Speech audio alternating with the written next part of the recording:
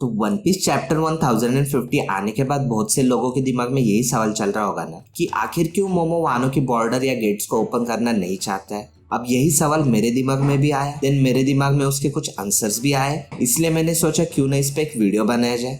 तो अगर आप भी जानना चाहते हो कि मोमो वानो की बॉर्डर्स क्यों ओपन नहीं कर रहा है तो इस वीडियो को बिना स्किप के एंड तक जरूर देखें। तो सबसे पहले देखते हैं आखिर वानो की बॉर्डर्स बंद क्यों एंड कब से। वानो को पहले तो कंट्री ऑफ गोल्ड के नाम से जाना जाता था, तो मुझे क्या लगता है पता है, वानो भी पहले बाकी कंट्रीज जैसे ओपन हुआ करता था। एंड वानो के D family and ancient kingdom से अच्छे रिलेशंस भी होंगे, जिसकी वजह से उन्हें कभी कोई प्रॉब्लम नहीं आया होगा। बट वर्ल्ड सेंचुरी के बाद ancient kingdom and D family का राज नहीं रहा, तो पायरेट्स एंड नेबर कंट्रीज वानो के ट्रेजर के लिए उन पे अटैक करते होंगे, इसलिए इन सब चीजों से बचने के लिए वानो को क्लोज किया गया होगा। एंड फिर वो जनरेशन बाय जनरेशन चलता ही रहा होगा। बट फिर टाइम आता है ओडन का, एंड वानो को तो सेफ रखने के लिए क्लोज किया गया था, तो आखिर ओडन उसे खोलना क्यों चाहता था।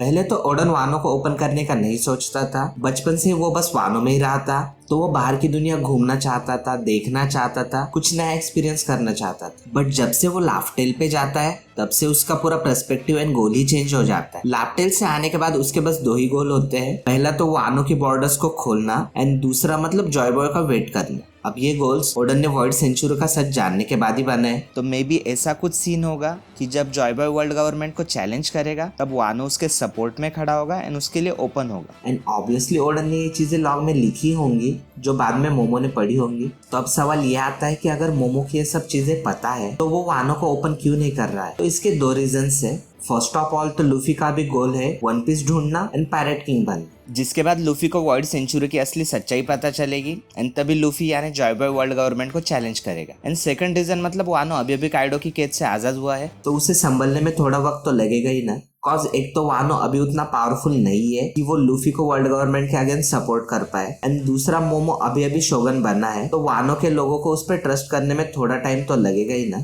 एंड वानो के लोगों ने 20 साल तक बहुत कुछ सहा है, तो फिर से उन्हें वॉर की सिचुएशन में ले जाना सही नहीं होगा, एंड उनका माइंडसेट भी अभी वैसा नहीं होगा। एंड जब ओडन ने वानो की बॉर्डर्स को ओपन करने का बोला था ना, तब उसे पता था कि वो खुद इतना स्ट्रांग है कि वानो को ओपन करने के बाद वो उसे इजीली प्रोटेक्ट कर सकता है। एंड उस टाइम पे वानो कंट्री की हालत इतनी बदतर नहीं थी जॉर्ज ओरोची की वजह से। तो मेरे ख्याल से मोमो का अभी के लिए वानो को ओपन ना करने का डिसीजन एकदम सही है। एंड जहाँ तक मुझे लगता है मोमो ने ये डिसीजन ओडन की लॉग बुक एंड वानो की करंट सिचुएशन को देख के लिया होगा। एंड मेरा बस यही कंक्लूजन है कि ओडन ने बोला था कि वानो की बॉर्डर्स को ओपन करो, बट उसने अपनी लॉग बुक में लिखा होगा कि जब जॉय बॉय लाफ्टेल से वापस आए या वर्ल्ड गवर्नमेंट को चैलेंज करे तब उसके लिए वानो की बॉर्डर्स ओपन होनी चाहिए। And Gomu Gomu no Mi Luffy को जॉय बॉय कैसे बनाता है, अगर आपने वो वीडियो अभी तक नहीं देखा है तो उसे आप यहाँ से देख सकते हैं।